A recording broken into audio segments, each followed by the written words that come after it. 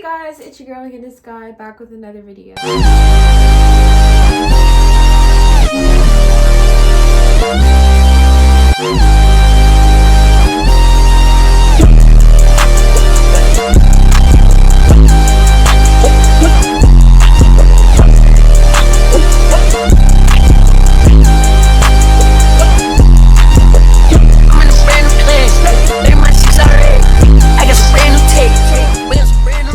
Today we are going to be doing a let's talk about it. As y'all can see, I'm coming at y'all like raw, like bonnet on. I'm gonna put my other one on so it looks a little bit more like controlled. I am going to be starting a completely new series on my channel. Well, I actually have no series on my channel, so I'm gonna be starting a series on my channel called Let's Talk About It. Today's topic is depression. What is depression? I know what it is because I have it, but let's look up the actual definition of depression. So clinical depression, the persistent feeling of sadness or loss of interest that characterizes major depression, can lead to a range of behavioral and physical symptoms. This may include changes in sleep, appetite, energy level, concentration, daily behavior, or self-esteem. Depression can also be associated with thoughts of suicide. So, when you're depressed, you may experience moods of anxiety, apathy, general discontent, guilt, hopelessness, loss of interest or pleasure in activities, mood swings, or sadness. And your behavior, you may be really agitated, excessive crying, irritability, restlessness, or social isolation. Okay, so we are going to close the laptop and not talk about the clinical part about it. Even though that is what we are talking about, we are not talking about the clinical aspects.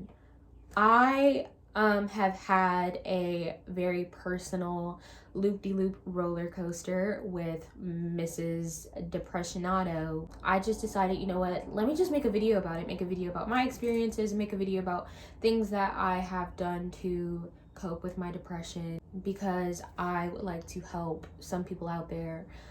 First, I want to say that if you are feeling any sense of extreme solitude, or you feel like you're alone, I'm not going to sit up here and say that you're not alone, because you may be, and that's not what you want to hear. You know what I mean? You don't want to hear you're not alone, because you hear it all the time, and it just becomes something that, you know, you hear, it becomes like kind of like a paradigm. We are going to avoid all common phrases, all common quotes and everything, because if you're depressed, and people know, you most likely hear a whole bunch of same thing. It'll be okay.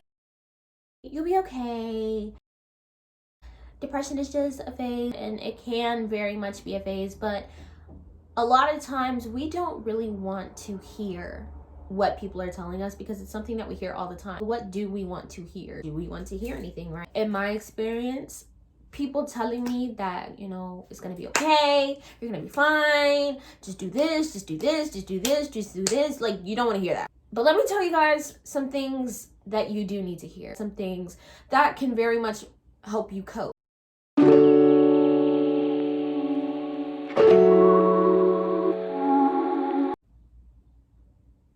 Y'all see I'm shaking.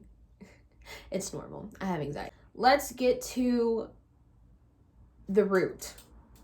A lot of times we don't want to think about why we are depressed, because it causes us to be depressed. And it's depressing to think about the reason why you're depressed. Knowing at least the root of it is one step to getting into the lighter side of life. I have for a while teetered between feeling very light in life and then going through these really, really, really dark tunnels, and it seems like there's no light at the end of the tunnel, and it's going to be a very long time before there's light at the end of the tunnel, and it's a little saddening, and it's depressing, and it leaves you feeling hopeless, and like you don't have a way out of it.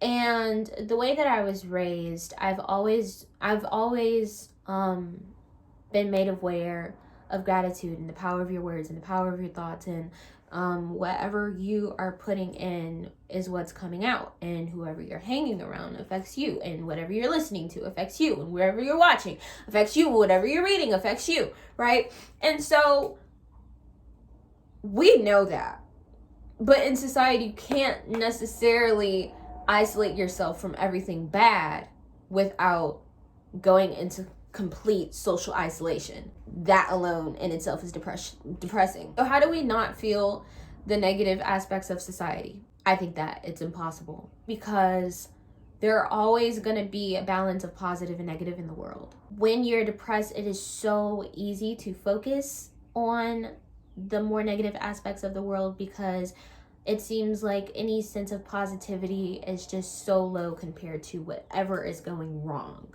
So then that brings you to the question, okay, so how am I supposed to eliminate all of these negative factors out of my life then?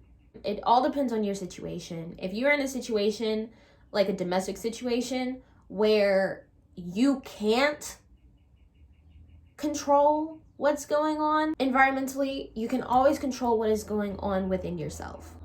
I have been in many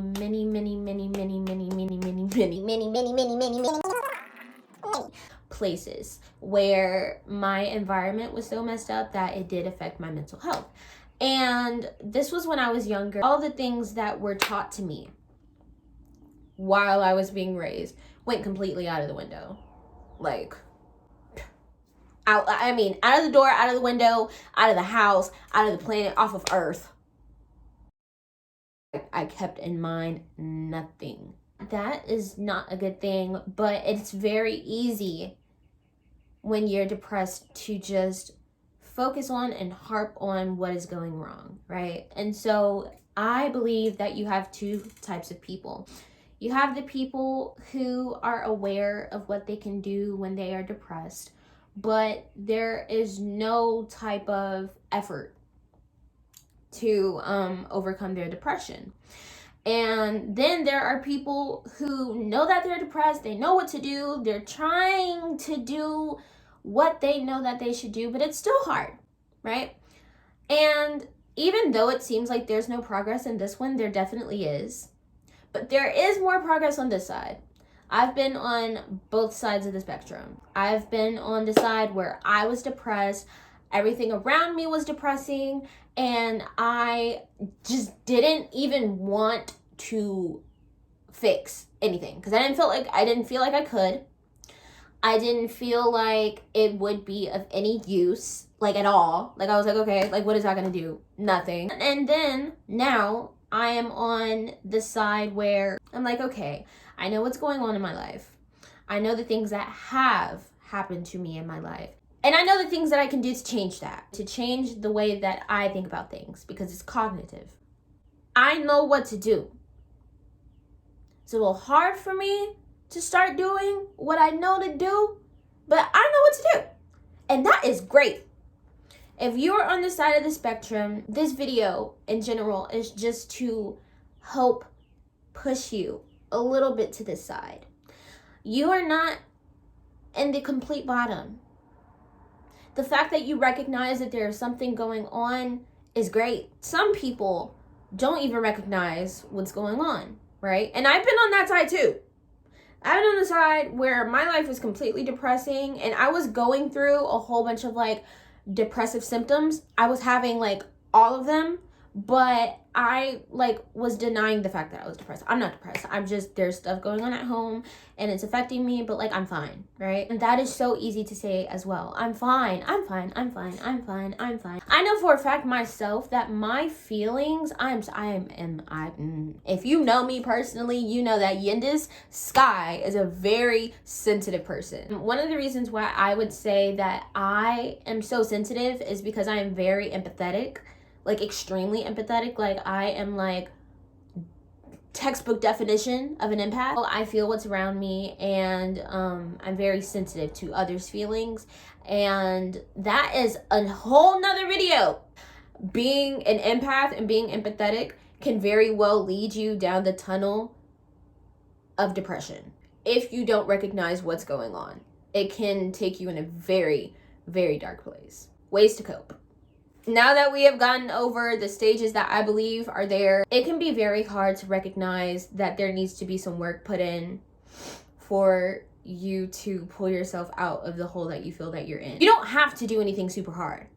I am in therapy. Do I recommend therapy? Yes. 100% yes. If you can't afford it, if there are like some certain obstacles in your life to where you just can't go to therapy, that is not a pressing thing. Is it recommended to go to therapy? Yes. Do you have to? Is it mandatory? No. There's some things that you can do to pick yourself up and out of the feeling that you are in. Number one, in the morning, I make my bed. When I was severely depressed, making my bed was not even something. I'd never made my bed, ever. I'd wake up, my bed would be a mess. Leave, come back, my bed would be a mess. Take a shower, my bed would still be a mess, and go back to sleep. My comforter, my sheets, my pillows were in the same position that they were when I woke up, and I did that every day. I never made my bed. If someone's coming over, tried to make my bed. So I know if you're saying,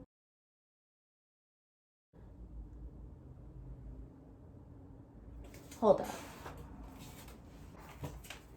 There's this mosquito, and I thought that it was in my room, but it's not. It's trying to get in here because you see that I got some sweet blood, huh? Yeah, no. So, making your bed. I know that when you are in a state of depression, making your bed is the last thing that you think about. Like, for real is the last thing. Especially if you are stressed and depressed and you're just like, yeah, no. When I started to make my bed in the morning, as soon as I woke up, the first few months, I was really grumpy, really upset, didn't want to make my bed, didn't understand why I need to make my bed, but I did. I understood why I needed to make my bed because I just did it one day and I had a great day. Like an amazing day. And so, didn't do it for a few days, then I did it again. Had an amazing day. Didn't do it for a few days, did it again. Had an amazing day, right? And I'm not saying that you making your bed is going to make your day 100 times better. I'm not saying that. In my experience, making my bed gave me an extreme boost of serotonin to get me through the day, And was that a voice crack? One thing that I do suggest, one way to cope, is make your bed in the morning. It makes you feel really good. It makes you feel like you did something. It makes you feel like you accomplished something. Any way that any of you feel, if any of you are depressed, I have felt before. Hopeless, like I am no good, nothing, not worth anything, self-worth negative, way below zero. Low.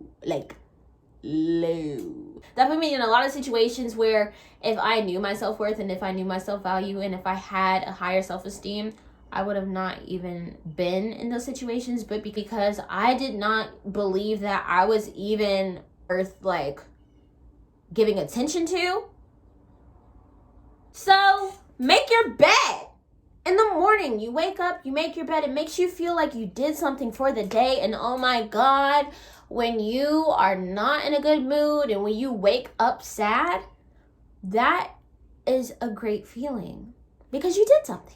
Number 2.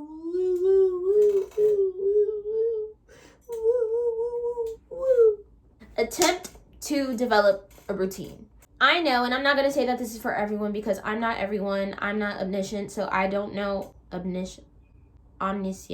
I said that wrong. I know my vocabulary, but I said it wrong.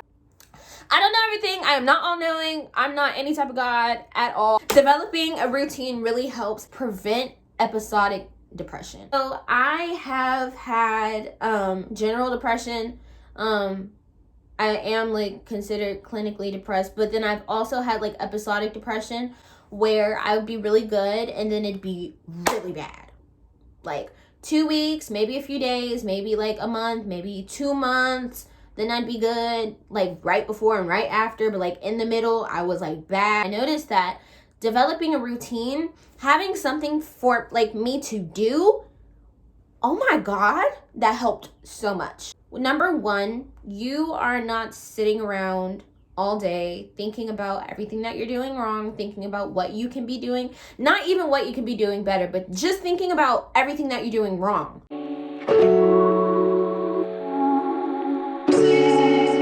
Listen, well, I mean, obviously you're watching this video if you're listening to me say this.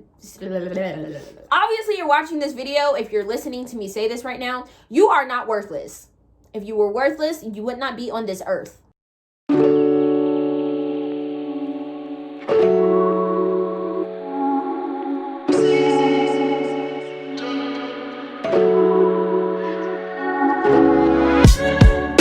You have worth because you have life. Life is worth. If you didn't have any degree, any level, any quantity of worth, you would not be here.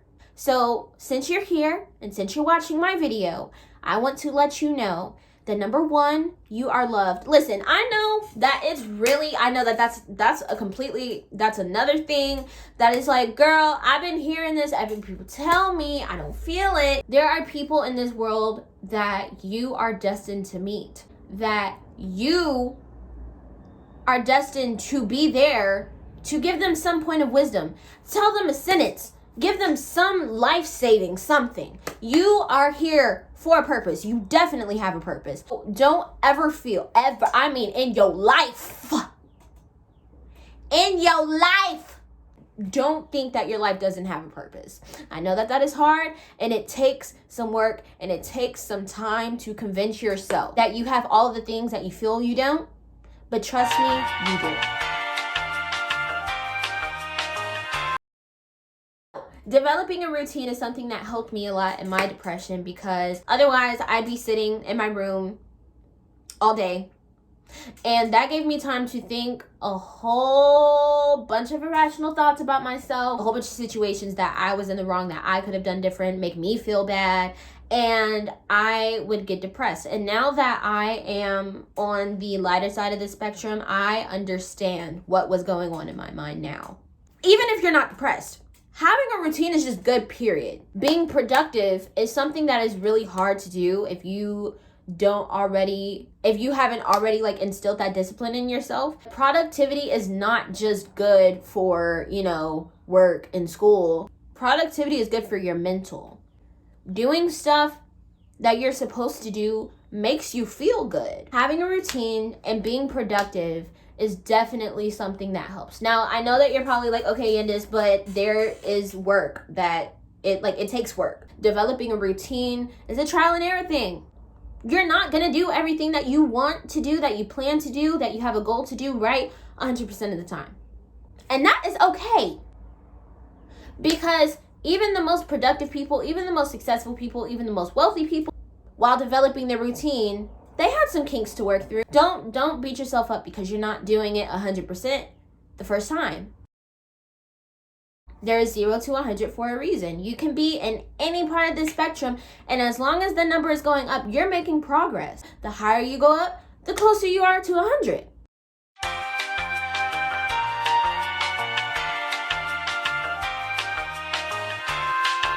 No matter how long it takes you to get there, as long as you continue to make some progress, you're gonna get there eventually. When it came to developing a schedule, I did everything by a deadline. I did everything by, I want to do this by the time I'm 21. I want to do this by the time I'm 25. I want to do this by the time I'm 18. I want to do this by the time I'm 50. Whenever, I didn't meet the deadline, I beat myself up so bad, because I'd be like, dang, Yandis, there's some things that you could have done better. There are always going to be some things that you could have done better. I do not believe in there being one person that operates in their 100% potential all the time. 24/7. Because even if you're at 99, you have 0.1, 0.2, 0.3, 0.4, 0.5, 0.6, 0.7, 0.8, 0.9. And if you're at 99.9, you still have 0.1% to go.